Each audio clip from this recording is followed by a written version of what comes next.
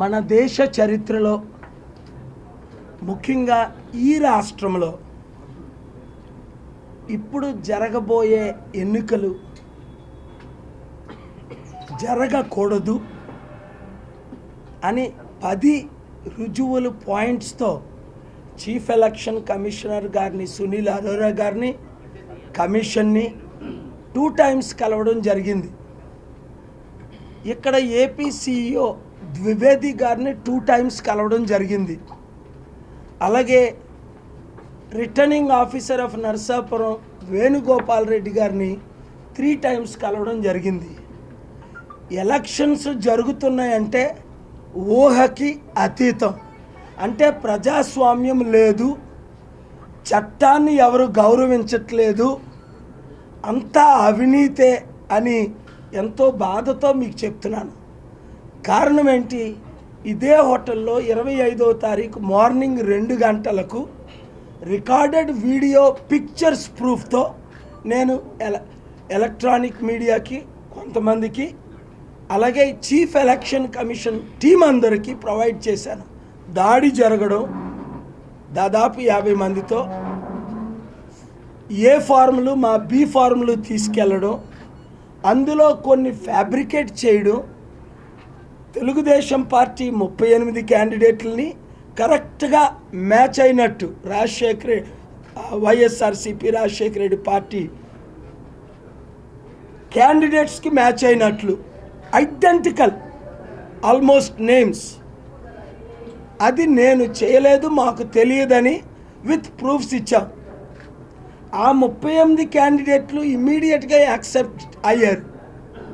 అలాగే జగన్మోహన్ రెడ్డి ఆయన గ్యాంగ్స్ ఒక 11 నామినేషన్లు వేశారు, అంటే టోటల్ 49. అందులో 3 ఎంపీలు 46 ఎమ్మెల్యేలు ఉన్నారు. ప్రపంచమంతా తిరిగారు. 165 ఆల్మోస్ట్ 160 దేశాలు అనుకోండి. ఇలాంటి మామిడి పళ్ళు ఏ దేశంలోని లేవు. ఎక్కడైనా జార్జ్ బుష్ని తీసుకొని వచ్చే ముందు అమెరికాలో నేను చెప్పా, మా ఇండియన్ మామిడి పళ్ళు మీరు 6 తినాలి అని.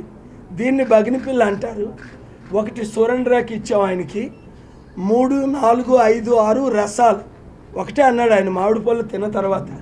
ఇలాంటి మామిడి పళ్ళు టేస్టీ మ్యాంగోస్ నోవేర్. మీరు కెన్యా చూడండి, మెక్సికో చూడండి, ఫ్లోరిడాలో చూడండి, ప్రపంచంలో ఈ పనికిమాలిన రాజకీయ నాయకులకి మామిడి పళ్ళు ఎక్స్పోర్ట్ చేయడం చేత కాదు. లేకపోతే మన రాష్ట్రం ఈ మ్యాంగో ఎక్స్పోర్ట్స్లో 10% రెవెన్యూ తీసుకొచ్చి తీరుతా నేను. మీకు నవ్వులాటగా ఉంది. ఉందండి, ఉంది.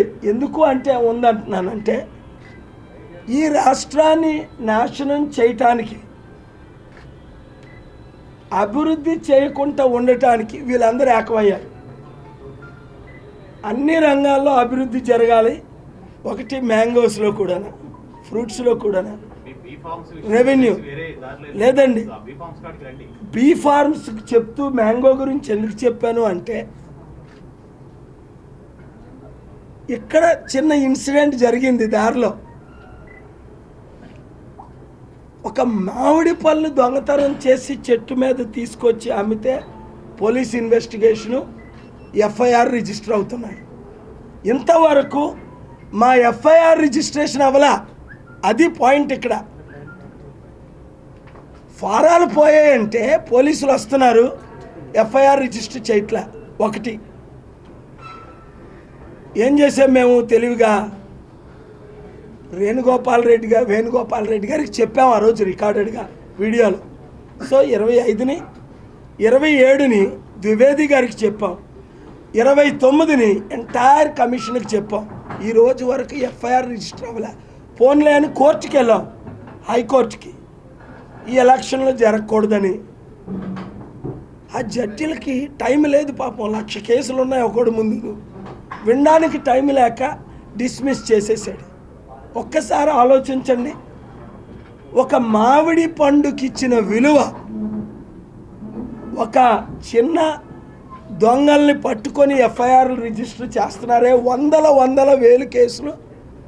ఈ రాష్ట్రంలో ఒక ప్రధాన పార్టీ 150-60% ఓట్ బ్యాంక్ ఉన్న పార్టీకి ఎఫ్ఐఆర్లు చేయలేదు. ఈ వీడియో గనుక మీకు నచ్చినట్లయితే లైక్ చేయండి, షేర్ చేయండి. మరిన్ని వీడియోస్ కోసం మా ఛానల్ను సబ్స్క్రైబ్ చేయండి.